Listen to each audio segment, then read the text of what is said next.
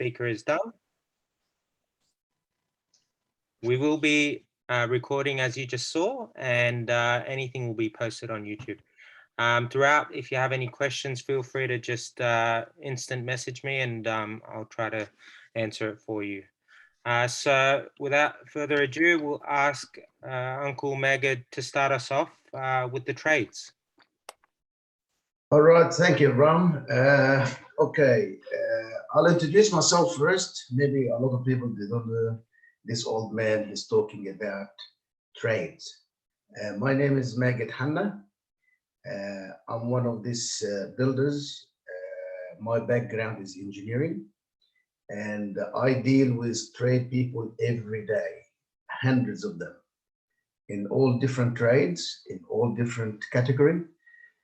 You're talking about the plumbers, the electricians, carpenters, waterproofers, all different things, right? And in the end, actually, after my introduction, you can ask as many questions as you like, and I'll tell you exactly the right answer for this. Trade is actually, start was very simple. I think you need to do 3 to 4 years of apprenticeship. And actually, you can do it after year 10. And after you do this sort of things, you get to sign an apprenticeship agreement with whoever the owner of the business, which will employ you. You go through this sort of period of actually to learning. Trades is more of learning, and you have to go to TAFE for maybe once or twice a week, and the rest of the week you spend with the people. Okay. With the trade, you need to understand, right? There's a big, huge demand for trade people in Australia, not only Sydney, all over, everywhere. The reason is actually all of a sudden we had the IT sort of going everywhere, and a lot of you guys like to sort of really work on IT or screening and also things. Trade is the advantage of it now because there is a big demand, right? We always have shortage of apprenticeship, always had shortage with the trade people. If we're talking about the advantage and disadvantage, I'll talk about that, all right, from A to Z.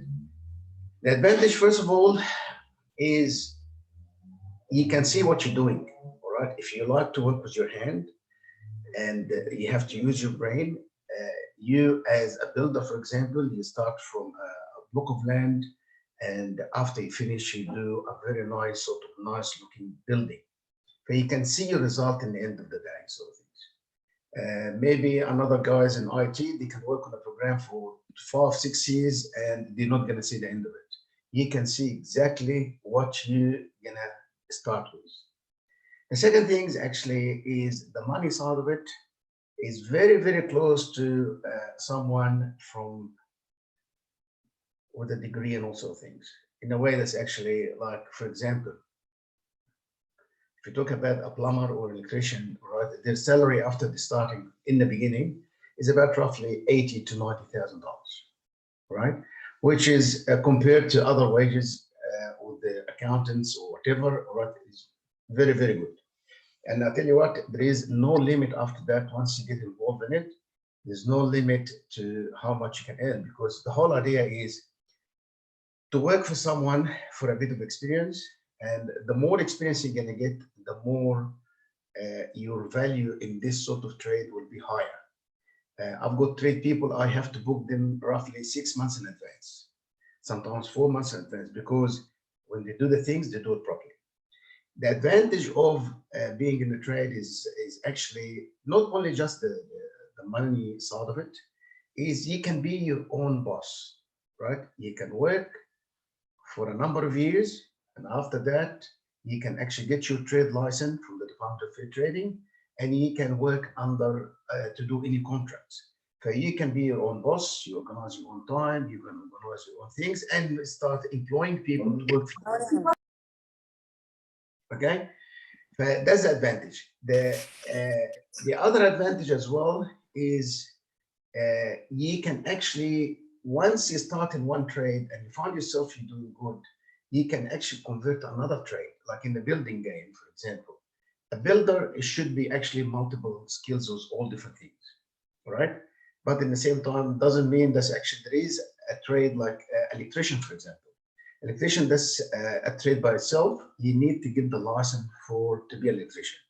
And from there, and I've seen it in my career, so things is actually a lot of people, they after 4 or 5 years in, say, for example, in plumbing, they convert to university, you do civil engineer. I've got a Greek boy, he used to work for me. He started as an apprentice and he finished plumbing.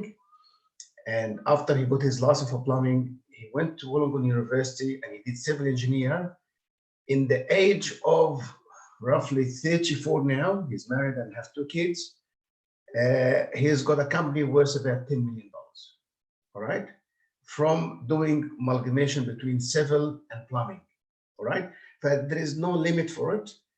All what you do is you have to have the power to sort of say, listen, I would like to do these sort of things. And you concentrate in it like any other study. You have to study and work at the same time.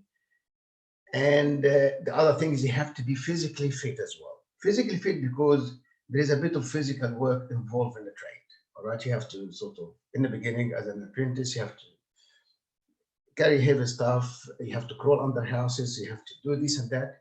But that's in the beginning until you get used to it and you're doing two things. You're earning money and you do your regime as well at the same time. So that's why you found a lot of trade people, they very fit as well. Okay. The disadvantage in it, and that's actually my word to the parents, they have to watch your friends in the trade. The trade, because what's happening actually, it tends to be sort of like earning a lot of money in a young age. There is bad and good or good and bad in everything, right? Sometimes without the guidance and without being in the church and Sunday school and your friends from the church, you can divert somewhere the other way. But if you're close to God and you take it serious in a way, there's actually no bad things. I'm not going to do anything, this sort of things. You will definitely go in the right way, all right? And you will be successful in what you do from these sort of things. That's a general idea. If someone you want to ask questions regarding particular sort of how to apply, how to do it, any specific questions, I'm more than happy to listen to.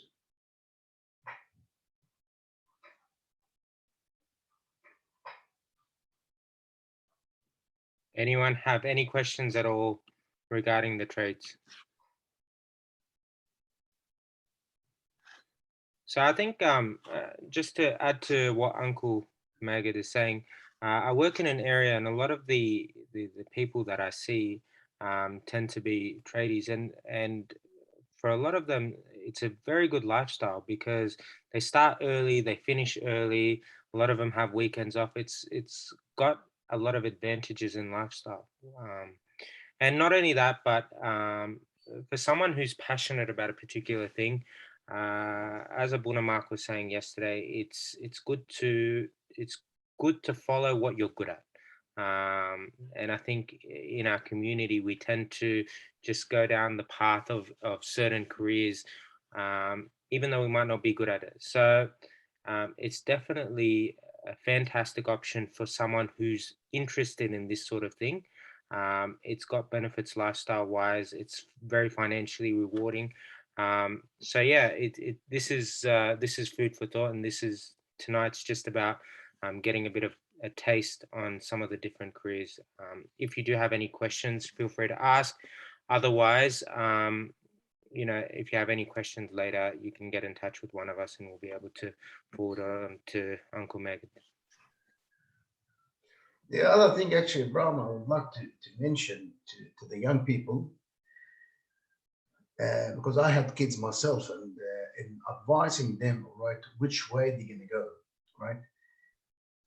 If you really like to do something with your hand, like you've got the ability to sort of like when you're doing art at work, at home, at school, all these sort of things, it's very critical to understand.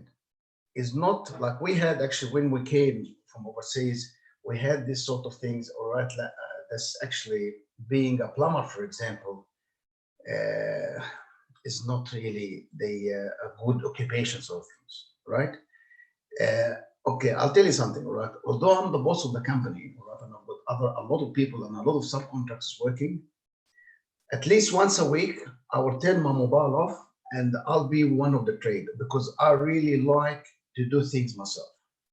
I could be one day electrician, one day a plumber, one day a carpenter.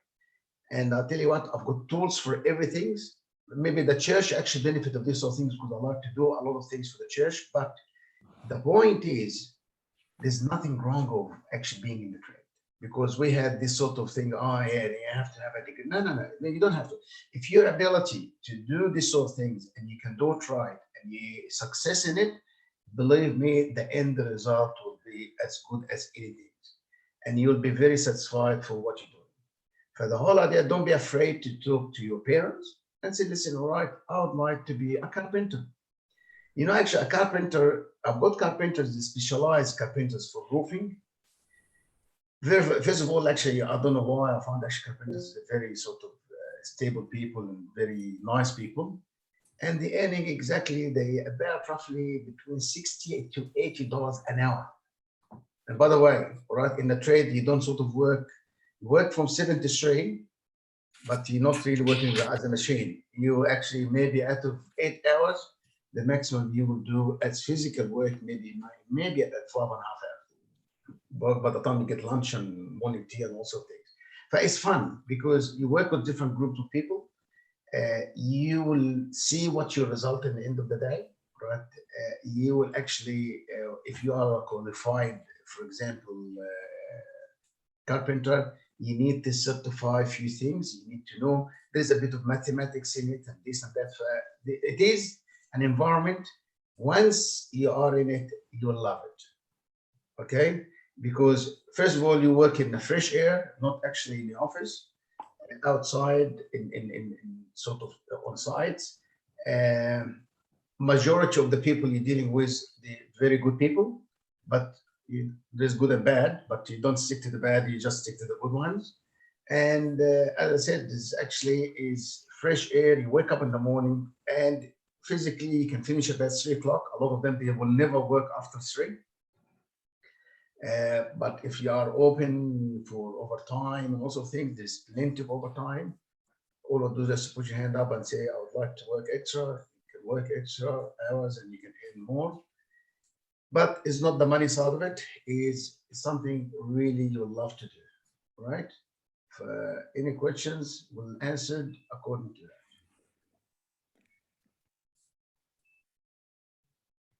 I think there's a question, Evie, on the chat. I'm not seeing it at all. Okay, maybe it's just for me. Let me read it. Every tradies has their own license, and it would be good to get a clear understanding under specific trade rather than general. This is Barbara, what a typical day looks like, not just the hours. Okay, all right. There is actually a trade. What the things is, it depends exactly. Like say, for example, if you want to do plumbing, that's what they call it, a trade certificate. That's a trade by itself.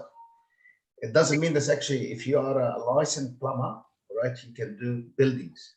Buildings, you have to be a builder. A builder is more of what they call it, like a project manager, in the way that's actually he will employ the licensed plumber, the licensed electrician, the licensed roof, whatever, the licensed carpenters, and he collect them all together to manage this group of people. We call it, you need actually to apply for a license, for example, you need to be working the routine, right? You do your apprentice, you get what we call a certificate 3 from TAFE. Once you get the certificate 3, you work another year with the same sort of things, you get certificate 4, and you need to show the Department of Fair Trading that you've been working continuously full-time for 3 years. With 1 or 2 doesn't make any difference. As far as the total number of hours accumulates 3 years, you get what we call it a trade license. Trade license, this means you can have your own business, you can advertise in your newspaper, you can advertise everywhere with a license number I'm a plumber, I can do gas fitting, and I can do drainage. Like in plumbing, there's about 6 categories just in plumbing. Because you can do water only, or you can do water and drain, or you can do water and drain and gas, and you can do water, drain and gas and roofing. But it's all different things. The same thing applied to the electricians, right? The carpenters, waterproofer, a glazer, or someone doing glazing. Used to be no license for that, but now we have to. A painter. A painter has to go through a course as well to learn exactly the colors and what's applying on what, and water base and oil base and all this sort of things. There's a lot of, but that's actually, if you Google just Dave, and Dave will explain to you exactly what the procedures is. You need to sort of work for 3 days. So, sorry, work for 4 days and go to Dave for 1 day. And in 1 day is all, really is all practical. You can read a lot, but the whole idea is when you put your hands, whatever you're gonna sort of be, a plumber, whatever, that's what the actual experience is. And that's how you're gonna learn. Okay. Evie, I think we can move to the next presentation. All right. Thank you, Uncle Magid. Thank If you. anyone has any questions, please feel free to get in touch with us. The next speaker is going to be talking about engineering, and if I'm not mistaken, I think structural engineering. It's going to be John Messiha. Who's John Messiha on? There he is. Okay, thank you. I'll pass you on to him. Hi guys, sorry, I've got too many computers working here, so I don't have any space. So I'll just I'll jump into the presentation, and it might make life a bit easier. But so yeah, I'm a structural engineer, and is that working? Yes. Yeah, that's working. That's working. All right, cool.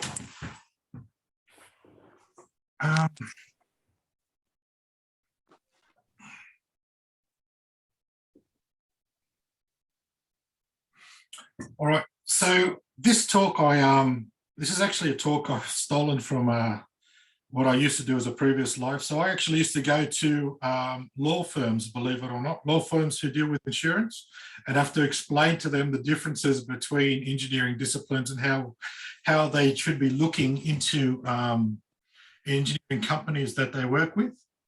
So, so there's a few things in here that probably won't be very interesting to you, so we'll just skim through those quite quickly. One thing I will say is that the word engineering now is used very loosely. So just the other day, there was a guy driving past me in a van and said, Ahmed's freezer and refrigeration engineering repairs. And I just thought to myself, how loosely the word engineer is used these days by anybody who wants to use it. You go to university and you study your guts out to get the name engineer, and any tabuli guy could come and stick it on the side of his van and just use it willy-nilly. So engineers actually work extremely hard to earn the title engineer. So a quick rundown of what we'll go through today. I'll go through all the different disciplines of engineering. If there's anything you want me to quickly jot to, please stop me. It might be quicker and easier if I do it on the spot rather than do it right at the end and try and find the slide. I'll go through different aspects of the disciplines of civil engineering, and I'll quickly run through what we call the design process, so you know what happens in the everyday life of an engineer who's doing designs. I'll quickly run through, I used to talk to lawyers about this, but I'll quickly run through my career just so you know how your career can vary in the life of an engineer. So before I graduated, I worked with this company called Fielders, and we used to do a lot of maritime engineering, and I was working actually a little bit in design and a lot on site. So I was working a lot more of a construction engineer or a construction project manager, more so than a structural or design engineer. From that, I got to move over to the UK. And because I had that maritime experience, I moved over to London, and a company called Mott MacDonald picked me up as a maritime engineer. And from there, I developed engineering skills in design, more so than site. And that also, within that same company, I got transferred into bridge engineering. And so because they saw ports and they needed a bridge from a port to somewhere else, they just used the port engineer. And so your career sort of tends to just mobilize, and you could end up in very different fields very quickly. So from bridge engineering, I got into subdivisions. From subdivisions, I went into industrial structures. From industrial structures, I got into coal and ports and that sort of stuff. And then from there, because in the ports and coals, they need substations, I got designing substations within heavy industry. And from that, I got into Ausgrid, who designed electrical substations on a regular basis. So wherever you start is not where you're going to end up. You can have a very diverse life as an engineer. And, you know, I've probably been in engineering now coming up to 25, 30 years. And as you could see, I've worked in, you know, probably 20 different fields. The number of engineering disciplines within engineering is not static. Lots of times sort of new engineering fields open up. And so maybe, you know, 50 years ago, there were certain engineering branches that are very common today that weren't heard of back then. And even now they're opening up new types of engineers, which are called architectural engineers. So architectural engineers are now becoming relevant because architects are now pushing the boundaries of what structural engineers used to be capable of. And a prime example of that is in Dubai, where, you know, they're building these phenomenal buildings that no one's seen around the world, and no one knows how to be able to build to them. So for instance, in Dubai, they're building towers much higher and much larger than before. And we can no longer pump, the concrete pumps can't pump the concrete up to the levels at which they need the concrete to be poured at. So they've started to develop these architectural engineers to work in with the architects to be able to create new sort of industry to help with the construction works. And so, like I'm saying, engineering is not static, it's something that's always evolving. There are numerous types of engineering disciplines, and within each of the disciplines you see before you, there will be numerous other disciplines underneath them. So there's aerospace, you'll understand aerospace engineering, design of aerodynamics within aircraft, agricultural engineering, different ways we could improve agriculture, architectural engineering, I just talked about, biological engineering. You know, you may have seen engineers working in Wuhan to develop something we all know about today. Chemical engineers. So chemical engineering is not something that's known very well, but chemical engineering is actually a very important field. So chemical engineers work on a regular basis to improve our life with everyday products. So where paints used to be able to just paint on the wall as just a standard paint, now they improve paints with, you know, stuff that can kill mold. So now there's a special paint that you could use in a bathroom so it could no longer grow mold. Or there's special paints now that you can apply to steel to protect it from corroding. So there's the chemical engineering field is always growing and it's always looking for improvement. Civil engineering, I'll go into that in more detail soon. Mining engineering, obviously you all know what mining engineers do. Computer, electrical, environmental. Industrial engineers, how to improve a factory. What sort of manufacturing can we do? So we get a manufacturing engineer to work with an industrial engineer to improve production lines. Materials engineers work with, like I say, materials or to mix new materials. So a material engineer once upon a time would have worked with steel and zinc and whatever else to create something today we know as stainless steel. So stainless steel was manufactured by materials engineers. Mechanical engineering, a bit of a dying field now, but mechanical engineers are sort of starting to develop new careers in fire and that sort of thing. Nuclear engineering, also a growing field to try and develop power that is safe and economical. Petroleum engineers, they work out on the big refineries out in the ocean. And software engineers obviously work with programming. So under the banner of civil engineering, you can go into any of the fields you see before you there. I'll only concentrate on the four main ones, But within civil engineering, you can be a civil engineer, geotechnical engineer, structural engineer, environmental engineer, hydraulic engineer, maritime engineer, fire engineer, bridge engineer, wind engineers. So there's a guy at our church, Antonius. He's a civil engineer who has developed his life in only doing wind design, mining engineering, offshore engineering, rail engineering, and sewer. So anybody interested in any of those fields will start off in university under the title of a civil engineer, and towards the end of your degree, you may specialize in any one of these fields and then work on them later on in life. Even if you don't know that you are interested in these fields during university, later on in life, you can also go back and enter into any of these fields with your engineering degree. A lot of the time people ask me who are interested in construction management, should I do civil engineering? Look, the engineering degree is a hard degree. There is no qualms in me telling you it is one of the most difficult degrees out there in university. When I would go and do a 28 to 32 hour week, I had people next to me doing 9 and 12 hour weeks. So the workload in civil engineering is ridiculous. But the workload in construction or construction management is far less. The reason and only reason you would do civil engineering if you wanted to later on maybe go into construction management is that it leaves both doors open. So if you wanted to do construction management, you can go into construction management through civil engineering. However, if you do construction management in university, you cannot go into civil engineering later on. So that's one of the biggest questions people ask me when they're sort of thinking about their future fields. So if you have a knack for it, I recommend you do civil engineering because it does leave that door open. All right, so under civil engineering, there is a small civil engineer, all right? Someone called a civil engineer is mainly concerned with works that occur at ground level, and that's the simplest way to put it.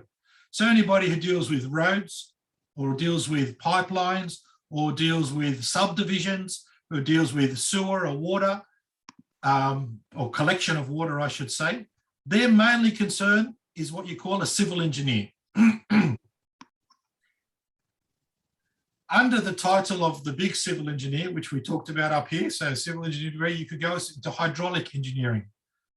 Hydraulic engineers are mainly dealing with the design and collection of water.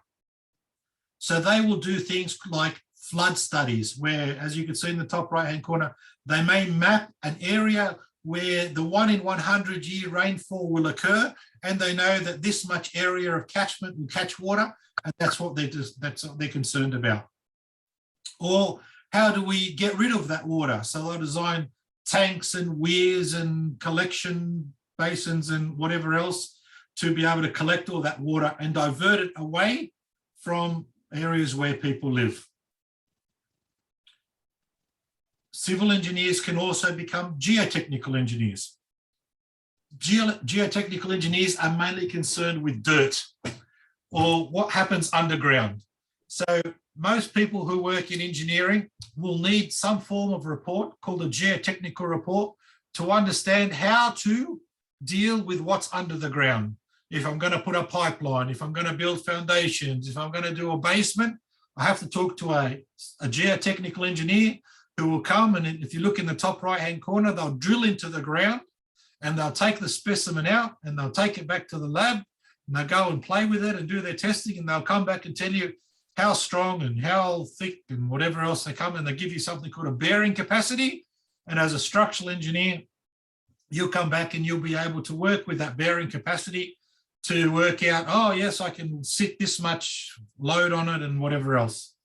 They also deal with contamination now, which is becoming a big deal. So you may have heard of something called acid sulfate soils. So they'll come and tell you, look, there's acid sulfates in the soil here. You need to design so that in 5 years' time, everything isn't corroded and destroyed, and you've protected your structure because of the acid in the soil. And you may look in this, I don't know, can you guys see my cursor when I'm spinning it like that? Yeah. So there's a little diagram there where it shows what they call a slip failure.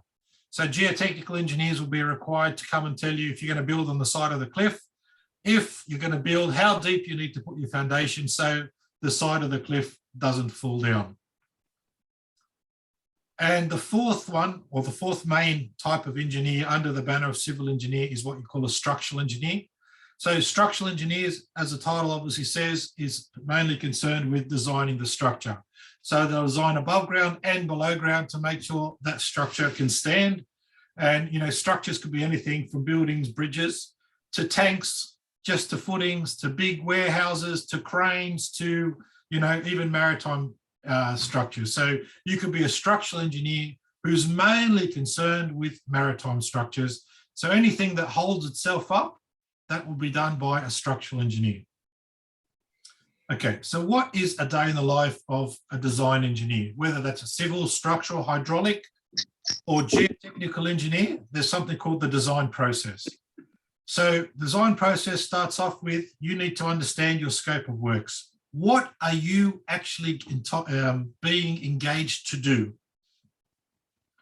And to do that, you have to understand your client's expectations. So a lot of the time, engineers do not sit in a back room and play with numbers. You do lots of face-to-face with your clients, whether your clients are architects who usually have unrealistic expectations, or your clients could be, you know, some heavy industry CEO.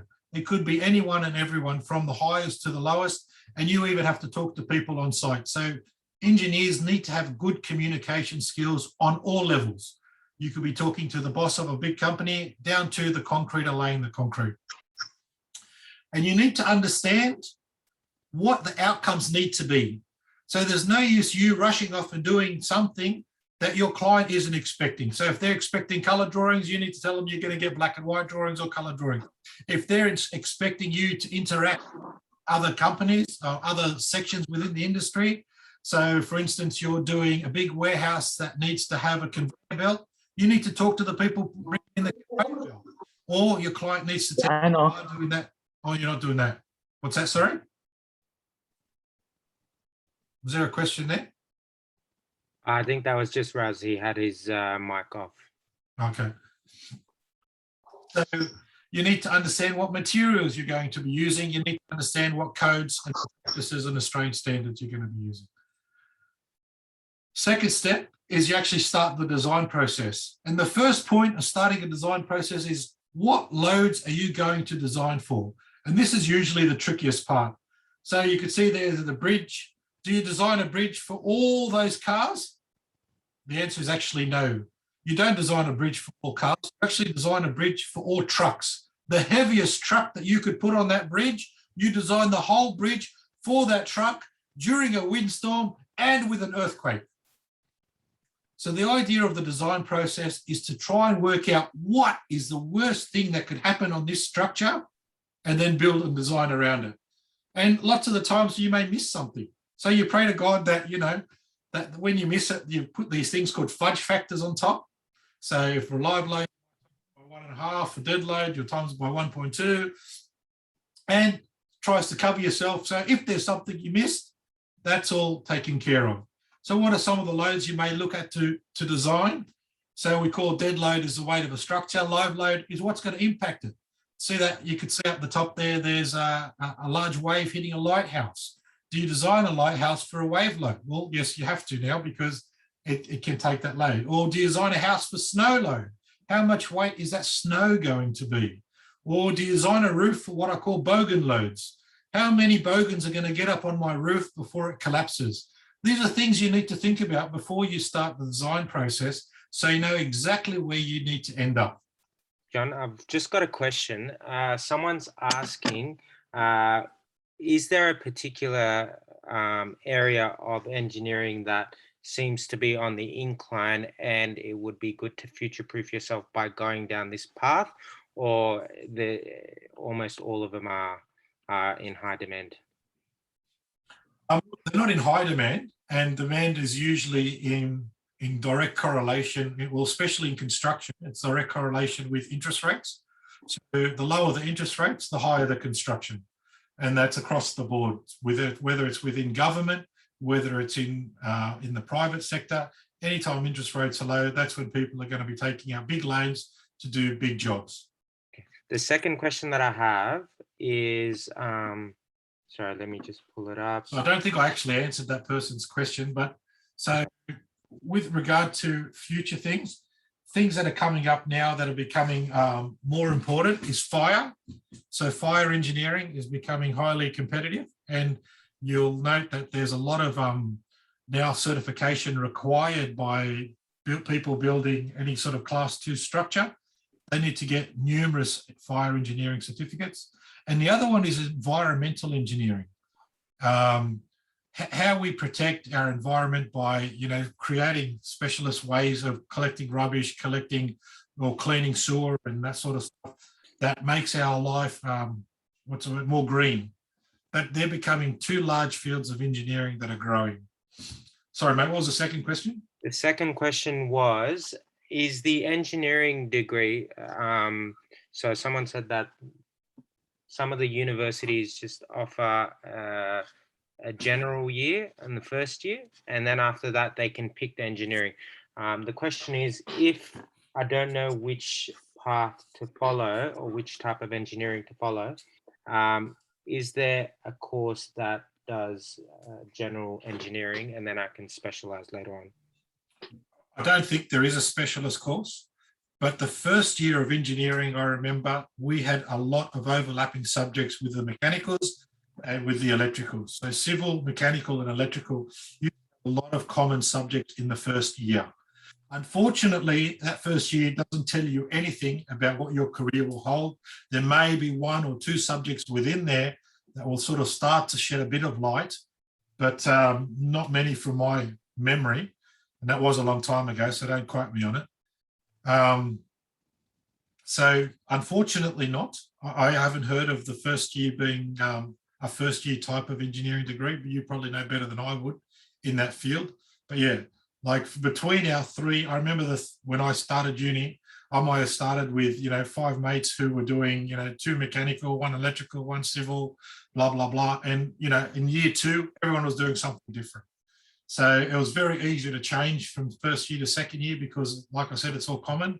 But knowing what you want to do, I think you really got to nip it in the bud before you get started so you don't waste too much time.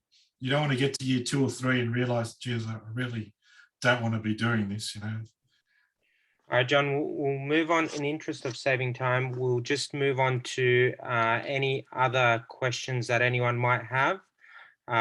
Please either, say it in the group chat, or you can unmute yourself and say it, or you can message me directly or John directly.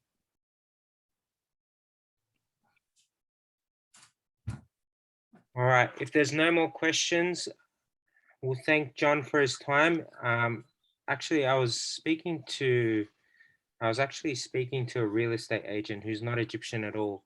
And he was telling me that he's very impressed by the Copts. And one of the names that he brought up was John Messiah. So he's definitely got a stellar reputation. And if anyone does have any questions, because of his breadth of experience, he would be, an excellent person to go to for that. So thank you, John, for your time. The next person that we're going to be hearing from is Andrew Natter. Thanks, Avi. So guys, my name's Andrew. I'm also going to be co-presenting alongside another guy on the call. You can probably see him. His face is somewhere on here, but his name's Daniel.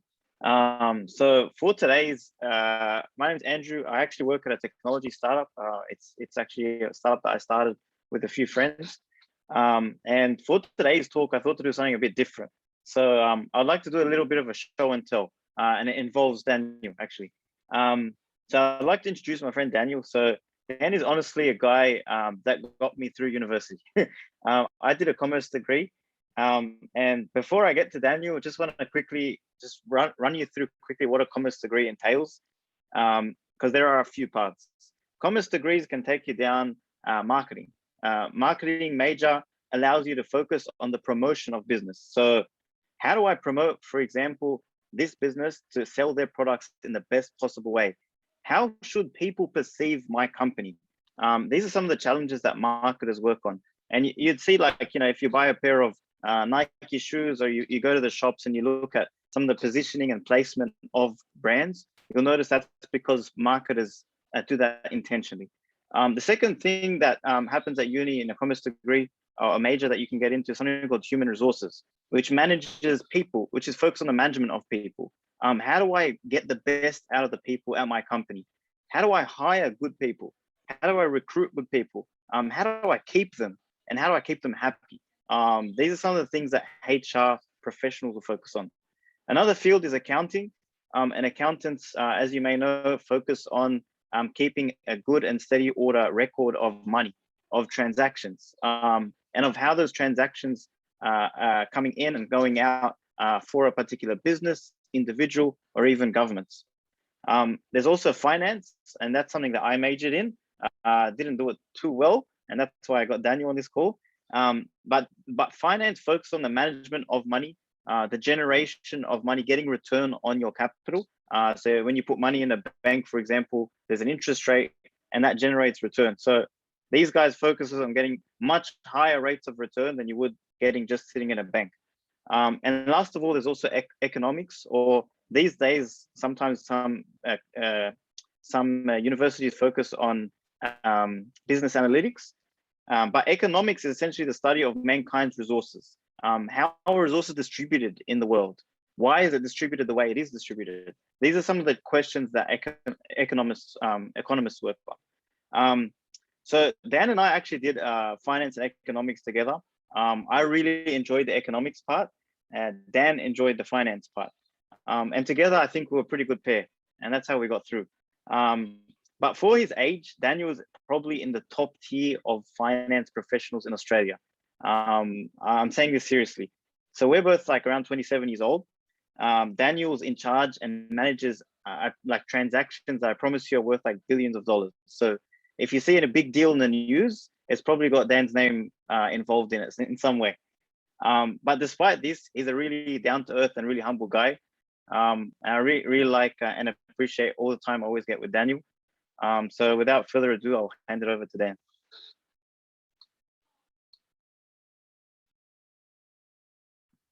Hi guys, how you going? Sorry about that. I was just trying to get off mute. Andrew, that introduction, you were way too kind in that introduction. For all of you guys who don't know Andrew, he's obviously been involved in the St. Mark's community for a while, and so when he asked me to come and present, it was an honour to do so. He's actually, Andrew covered what business is, I think, in a very good way.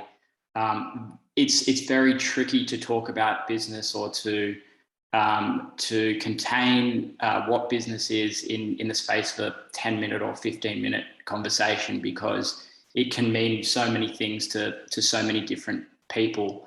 No matter what career path that you choose, there is a business overlay in relation to what you'll do. So if you choose to go out and become a plumber, you'll work for a plumbing business, and all of the considerations and all of the key main aspects of business, i.e. marketing, finance, accounting, HR, there will be people within that business who are doing all of those roles. So I like to think of business as a very general skill set. And one of the reasons why I studied business coming out of high school was because I didn't actually know what I wanted to do. And that's the beauty of business, whereby if I learn marketing, for example, I go and study marketing, I can apply that skill set to whatever I'm interested in. So I was always very interested in football, very, very interested in the EPL, the A-League, was never good enough to be able to play. However, by studying finance, I studied finance, but if I was to study marketing or finance or accounting, there would be a role for me in the area of interest in football. Likewise, if you're interested, as Andrew used the analogy Nike and sneakers, if I was very interested in sneakers, very interested in sport, If I studied marketing or finance or HR, there would be a role for me there as well. So I think as someone coming out of high school who doesn't necessarily know what they want to do, but has keen interests, business is a good way for you to be able to know that that there is a career or that there is a role for you to do, a role for you to be able to pursue your interests in. When I started, so Andrew and I did a degree, a Bachelor of Commerce at Sydney University. I did a double major in finance or economics, but as Andrew mentioned, by doing a commerce degree, you can major in human resources. You can major in technology, because technology is a major part of every single business at the moment or going forward. Given our reliance on it and the shift towards technology. But I did a double major. I majored in finance and economics, and you only have to choose your major after 6 to 12 months or semester. Yeah, 6 to 12 months after being in the degree. And what I found, you don't need to make that decision straight away. I found that some of the earlier subjects that I was drawn to, or some of the subjects that I did better in, related to the finance subjects, and so that's what drove me to pursue that major. Through university, the beauty about business as well is it's a shorter degree, but it's a degree that encourages practical experience. So after a year, after a year doing a degree, I had an internship. I did an internship at KPMG, which is one of the major professional services firms, and I did that internship in accounting, and that gave me an opportunity to earn some good money over my summer break, but also understand exactly what I was getting into as a career. I didn't love that internship. I really appreciated the experience, but I knew that after doing that internship, that accounting wasn't something for me. As I mentioned earlier, because business is such a general topic or area of study, there was no skin off my back after a year and after doing that accounting internship to be able to pivot into other areas that I preferred. So had I have not liked that internship and preferred that I wanted to try marketing, for example, I could have done that. I did do that. After that first accounting internship, I became more interested in finance, and so I ended up graduating with as I said, a finance and economics major, and I graduated into a role in investment banking. So if I take a step back and explain to you finance a little bit. There's many different areas of finance. There's sort of financial reporting, which is more around the study of the performance of a business. So you look at, no matter where you work, you look at effectively how a business makes money. You look at what it costs to actually run a business, and hopefully the difference between those two numbers is positive. Then there's also a study of, or more traditional finance, or the finance that I went into, is the study of how money or how capital enables ideas to grow into products that are valuable. And so, yeah, so I as I said, I took a role at an investment bank. Investment banks, well, actually, I'll take a step back. Let's talk about the banking industry. So you've got two facets of finance. You've got finance as a sort of tool to report on how the performance of a business, and then you've got the whole banking system. And as I said, 10 to 15 minutes to talk about the banking system is not a lot of time. Effectively, what most people know of what a bank is, it's a place where you go to keep to store all of your excess savings, to keep your money safe. Number one, that's the first role of the bank. Second role of the bank is to be able to provide people with finance or capital in order to purchase a house, purchase a car, start a business, provide capital to start a business. So that's the main role of a commercial bank. Their model is very simple.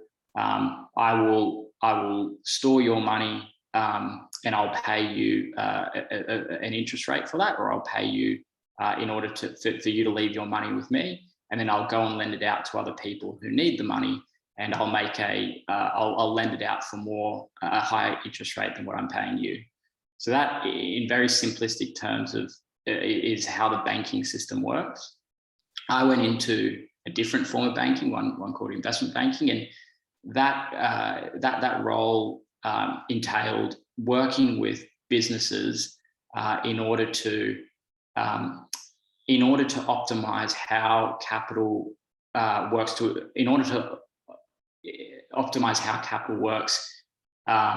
within their business, right? And so if you're Nike, for example, you want to start a new line of soccer balls or soccer jerseys, or you want to go and sponsor an EPL team, you need capital to do that.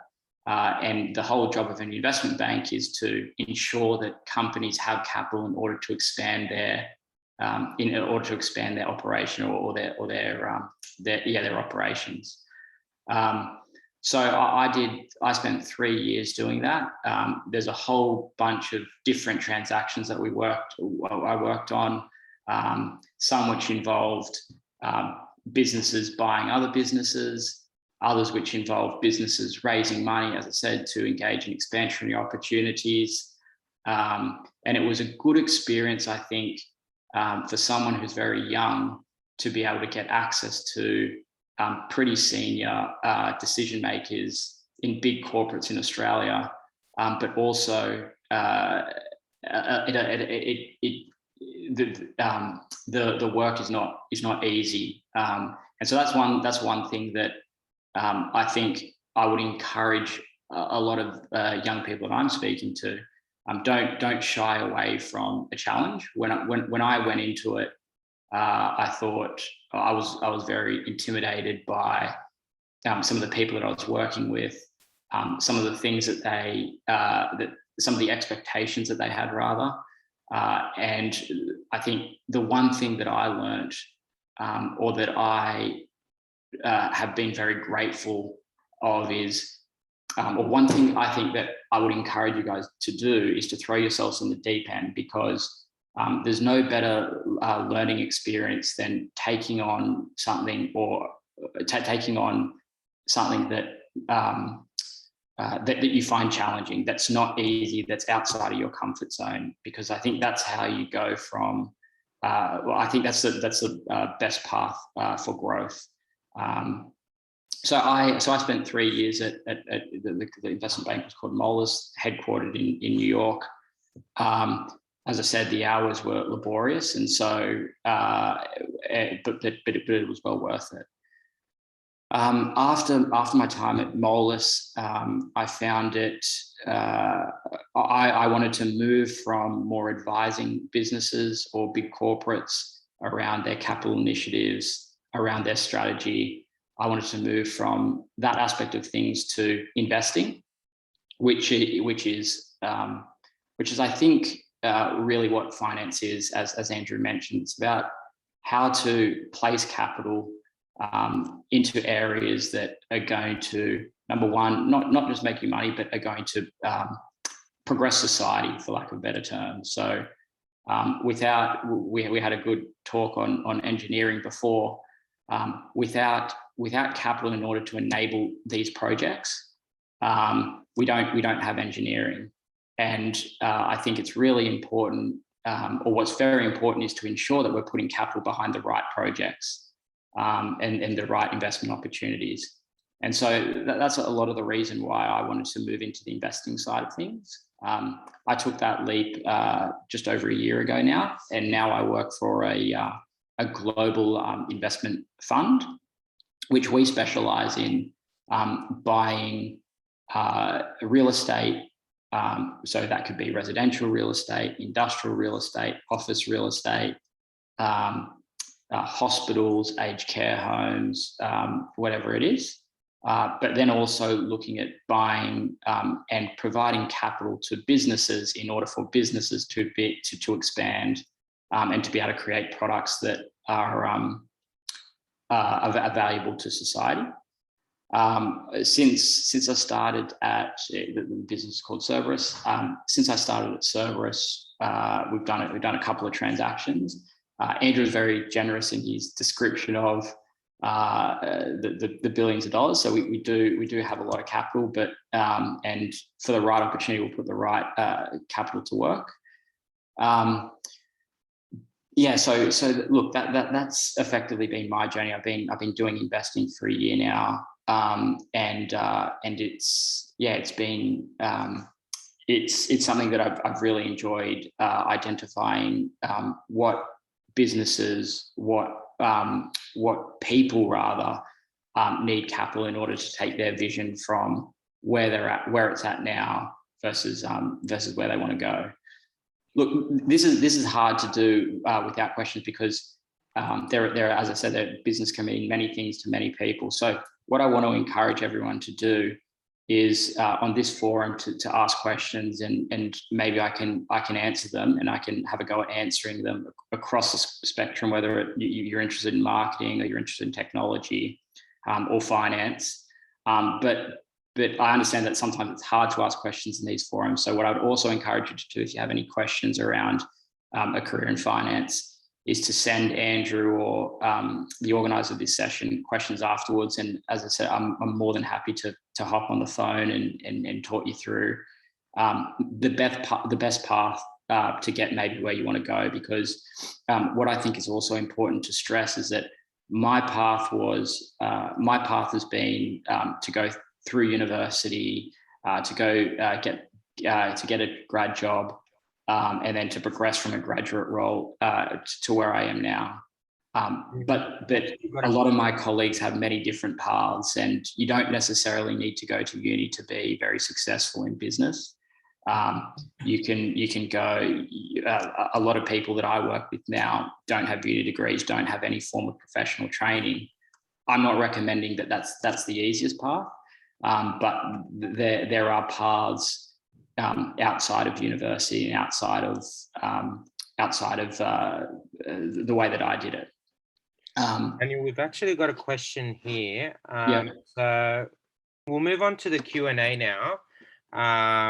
One of the questions that I got sent was, what are the salary ranges when it comes to the business field? I know that's a very vague question, because I know CEOs can earn 10 million, but yeah, that was one of the questions that got sent in. Yeah, look, it's a very hard question to answer. Typically, you're correct in that the more senior that you get or you become, so when you progress into a management role, salaries can range from a couple of $100,000 into the millions. So I think it was reported that Alan Joyce last year, despite the fact that we've been in, and so Alan Joyce is the CEO of Qantas, despite the fact that we've been in COVID and he hasn't really had anything to do for the past 2 years, he got paid $1.9 million. But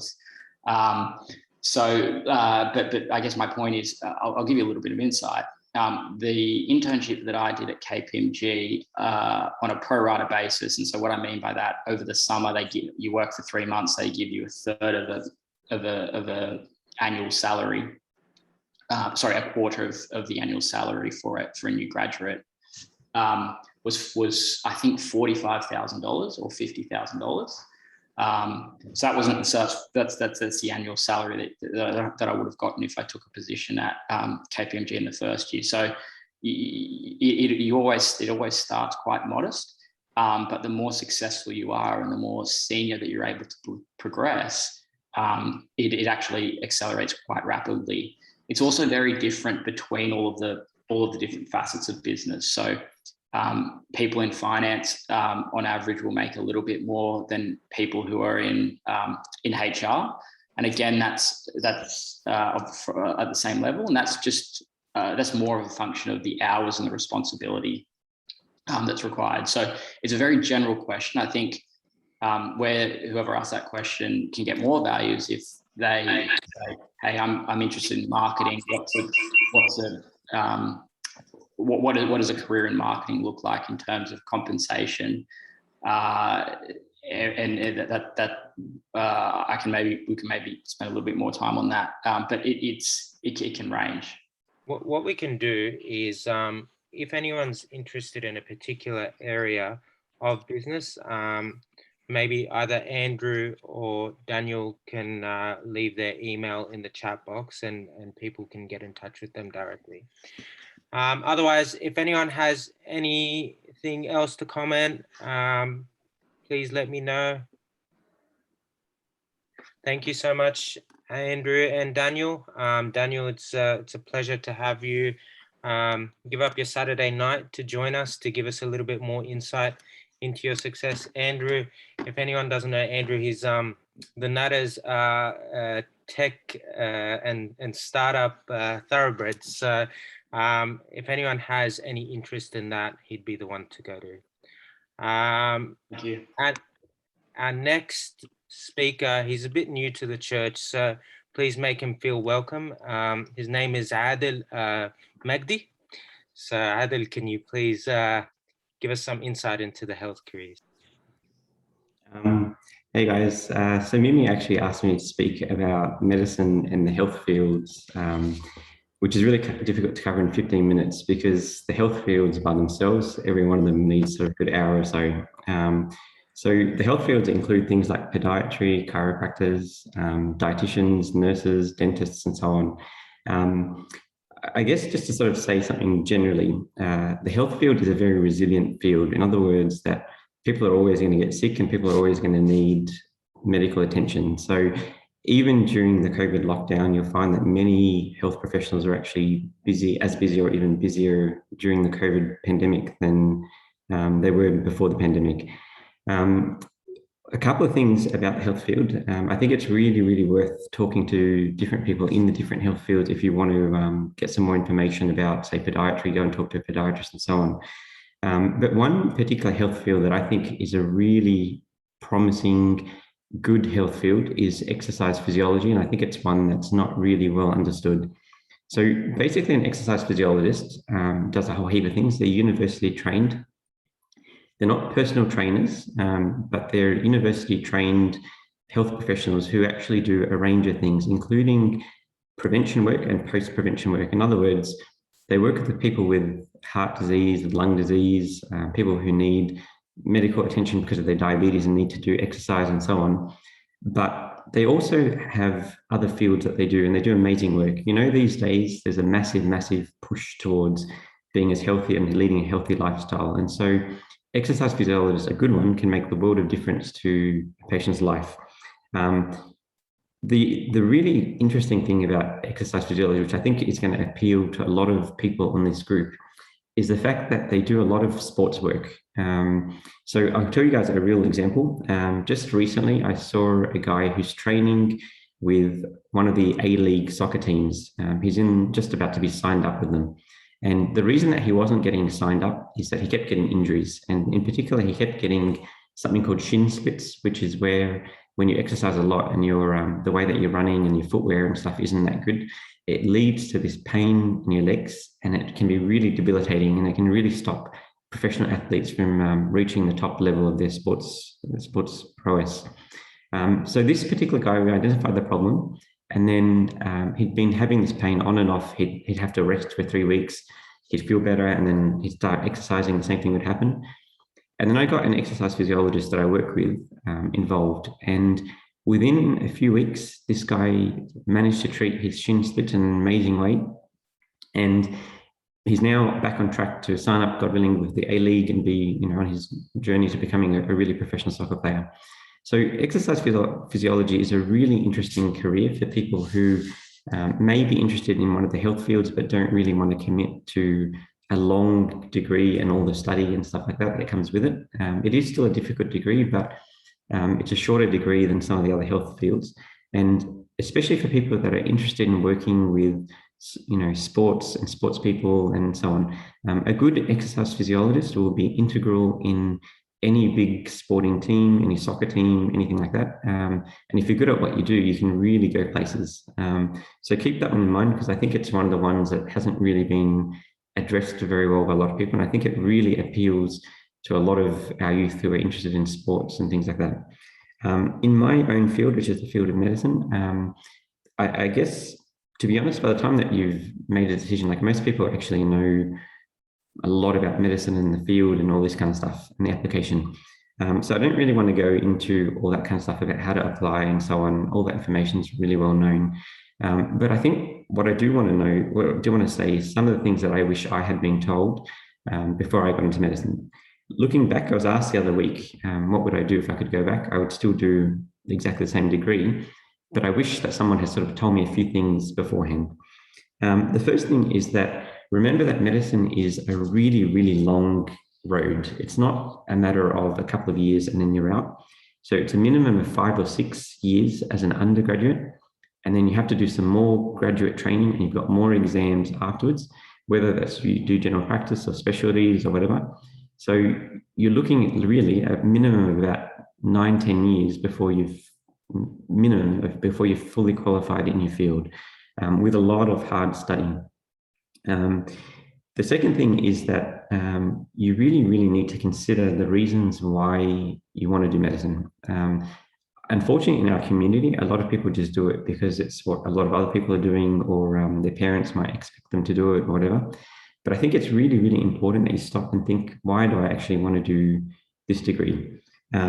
If you're doing it for the sake of money, you're in the wrong career, because although medicine is a well-paid career, you actually earn significantly more if you excel in business or finance or someone. My dad, for example, we have a WhatsApp group with my family, and my dad is always like ripping into my brothers and I, because 4 of us did medicine and my oldest brother pursued a career and he's got a business.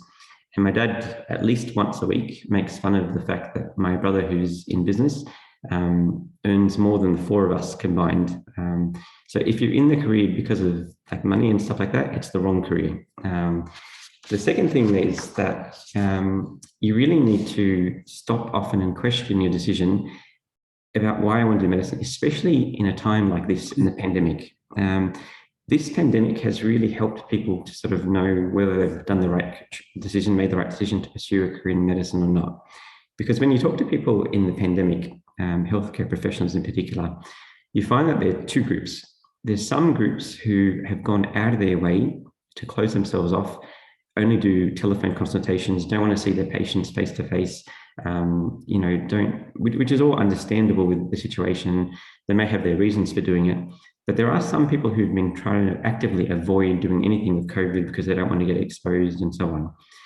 At the same time, on the other end of the spectrum, there have been some amazing doctors who've gone out of their way to go and serve in these areas because they feel that this is a service. Like serving or looking after people with COVID is not something that anyone naturally wants to do.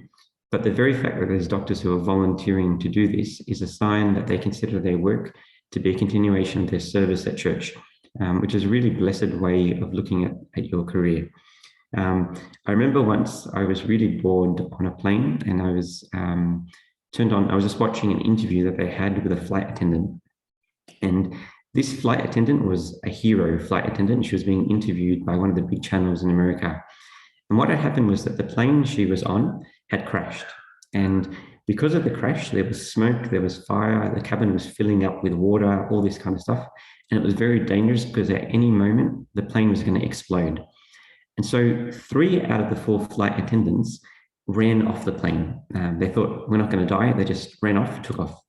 But this remaining flight attendant pushed out every single person, every single passenger, including the elderly, including children and so on. And it was only after every single passenger had gotten off the plane that she herself escaped from the plane, and she was considered a hero because of what she'd done. And so in the interview, they asked her, like, why did you do what you do, or what you did? Why didn't you just leave like the other flight attendants? And then her answer was very telling. She said, because that's my job as a flight attendant. It's my job to make sure that everybody else is safe and secure before I make myself safe and secure. And I think that in many ways, it's the same in medicine. And I think it's a really good chance for you guys, as you think about it, to ask yourself honestly before God, like, if I was the one in the pandemic, what would I be doing right now? Would I be scared and terrified and avoid seeing people, and would I avoid doing anything to do with COVID and just, no, it's somebody else's problem? Or would I be willing to put up my hand and step up and look after the patients who really need our help? If your answer is affirmative and you say that, yes, I'm willing to step up and do it, the medicine is the career for you, because it's a continuation of your life of service. But if you step back and you say, you know what, it's not my problem, I don't want to be involved, I don't want anything to do with this, not someone else can manage it, then consider another degree, because there will be many times when you have to put yourself in difficult positions for the sake of making other people comfortable and so on. Having said all that, and on some of the negatives of medicine, I think that the benefits definitely do outweigh it. And it's a very, very, very satisfying career, knowing that what you do, if you do it with your whole heart, is basically designed to help people feel better. So someone who's in pain, it's your job to make them out of pain. Someone who's sad, it's your job to help them to feel better. Someone who's going through some anxiety or going through some tough times or has a physical ailment or whatever, it's your job to try to do your best to relieve their suffering, make them sort of happy. There are many, many moments that you'll look back on in your career when you'll be extremely grateful for the chance to have been there, and it's such a privilege. Again, I'll tell you guys a personal experience. About 2 years ago, I was looking after a young husband and wife who had been trying to have a baby for about 2 years. So for 2 years, they've been trying to have a baby, and unfortunately, they just couldn't have a baby. And so they were devastated, and they're really, really heartbroken and sad. And so we did, they came in finally, and we did some tests. And after doing the tests, we found that there was a problem that needed to be treated. And thank God the problem was treated. And 3 months later, they came back and she was pregnant, which was incredibly satisfying. We looked after her during the pregnancy. 9 months after the pregnancy, she came in to bring her newborn child so that we could look after him. And a few weeks later, we vaccinated him. So it was a really satisfying experience to sort of carry through this family. And this is just one of the many, many experiences that you have in this field. I know that this field is something that a lot of people have spoken about, so I really don't want to talk too much. I thought I'd just spend a couple of minutes if anyone has any questions or comments, or otherwise I hand you back to you, Evie.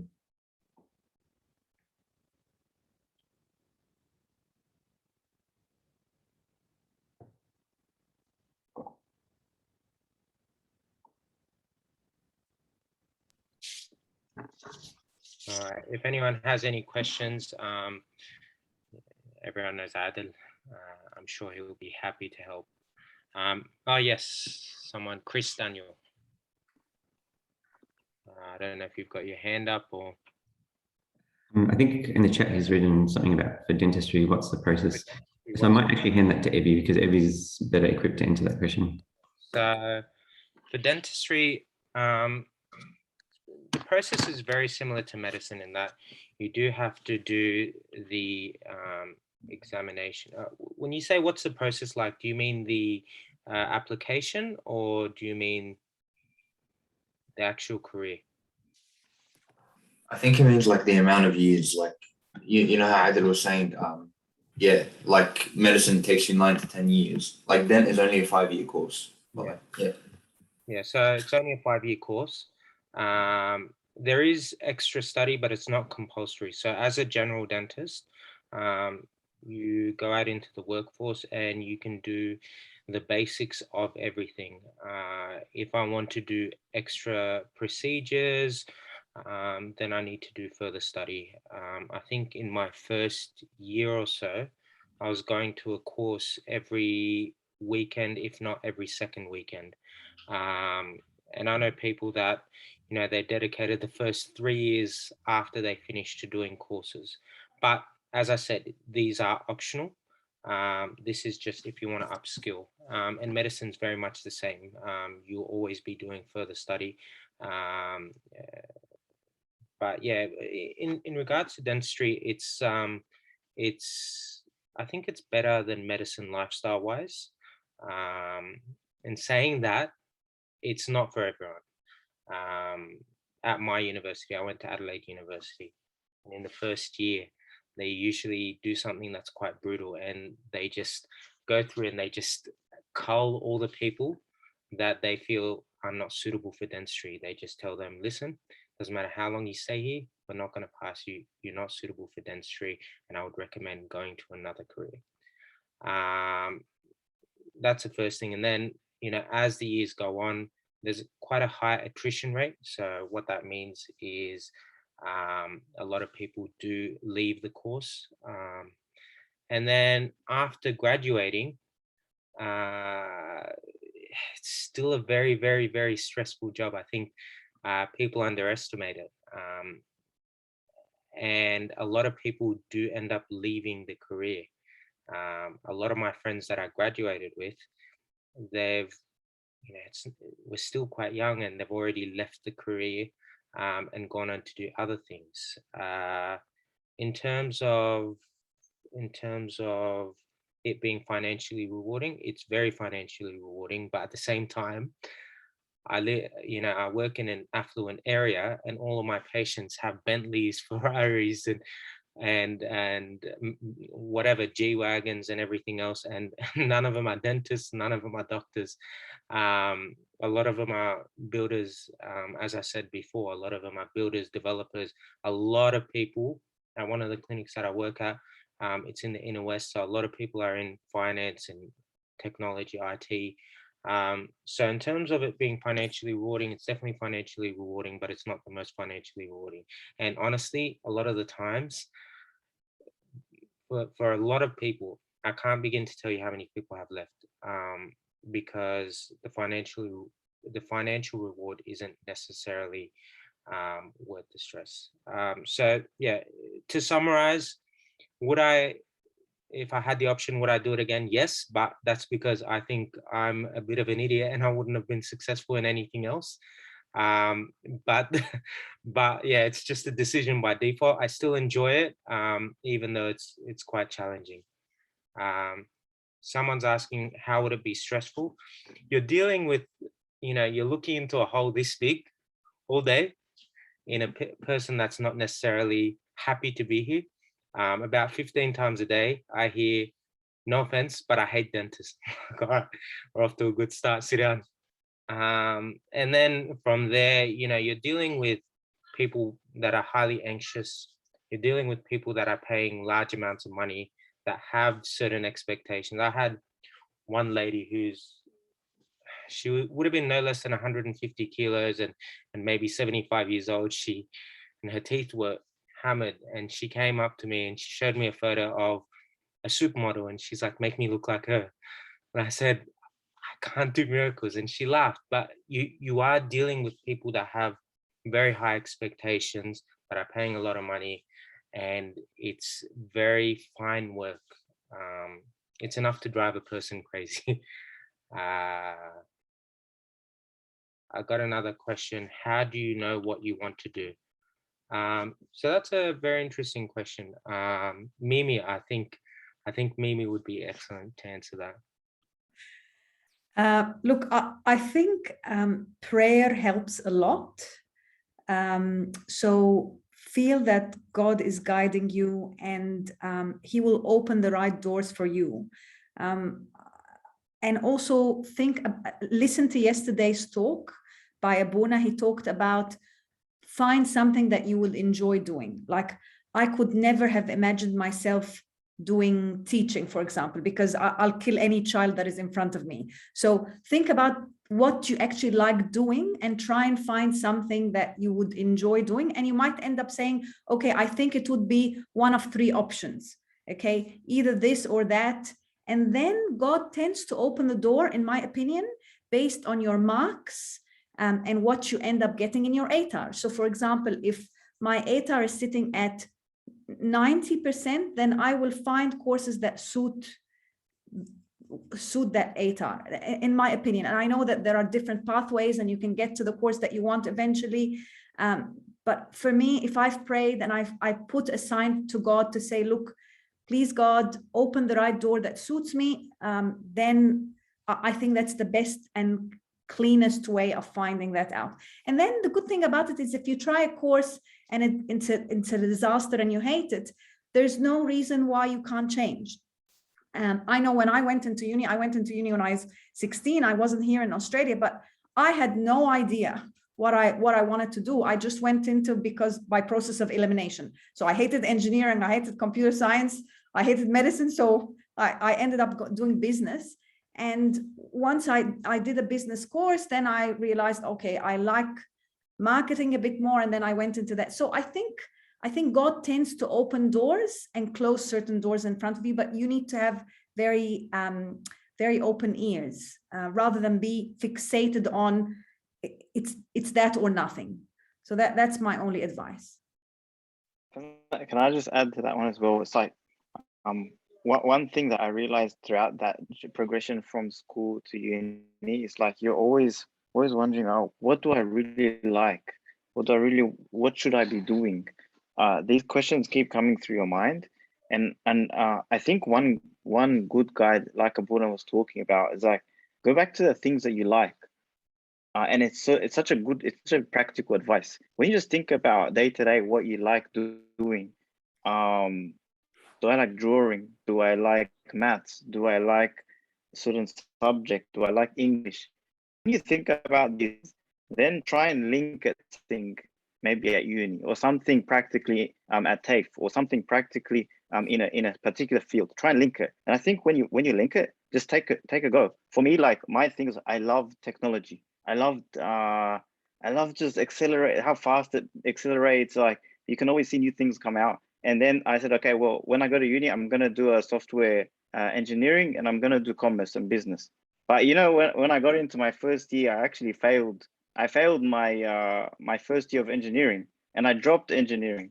I thought that I would love technology and be good at coding, for instance, but it didn't work out. But at the end of the day, because I still love technology, I ended up associating with myself with the people at uni that did technology, and then that led me into a business in that way. So like, even if you like something, that's usually like the easiest way to work out where you want to go. So yeah, that's my 2 cents on that one. Can I add a couple of other things?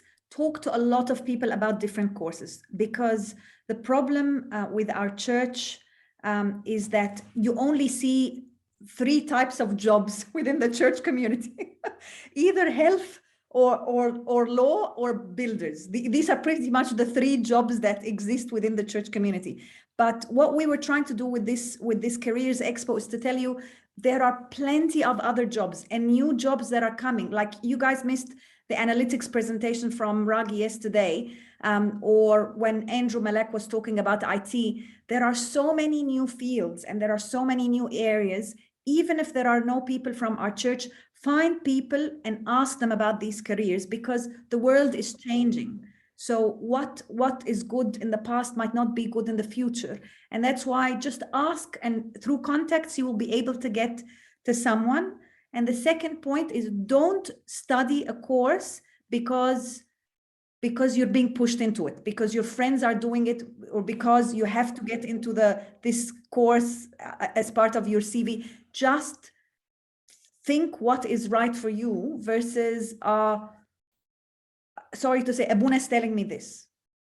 Because again, I have all respect to all the priests, but if you're not comfortable, you can sit and say, Abuna, I'm not comfortable with that type of course. I can't do that course. So, or you, to a great extent, anybody that you see, these people have done the course, then I must do it. I think, and that's why we're talking to you hopefully early enough that you can take the next few years to understand a bit more about what you want and talk to enough people, then you'll be able to choose the right career.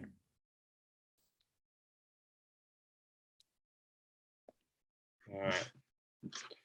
Okay, guys, it was a pleasure to be with you all today. We're all going to be here and we're all going to be available to answer questions via message or whatever else. So please get in contact with us if you do need further clarification for anything. The best way to have a miserable life is to not listen to the experiences of others and to not do research and to not pray. So the reason why the church is getting involved with your careers is because we obviously want everyone to be happy, healthy, and holy. Now, we're going to finish off with Adil leading us in prayer.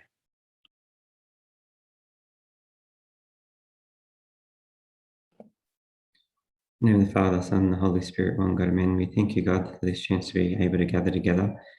We pray, O Lord, that your hand would always be with us in every decision that we make. Pray, O Lord, that everybody who attended and those who didn't attend would have guidance, O Lord, from you. We pray that they'll be happy with their choices, O Lord, and that you would bless their careers, regardless of whatever decisions they end up making. Bless the servants, O Lord, for their time, through the intercessions of your Holy Mother, Saint Mary, through the prayers of Saint Mark, and through the prayers of all of the saints, O Lord, who pleased you ever since the beginning. Hear us as we cry to you, saying, Our Father, who art in heaven.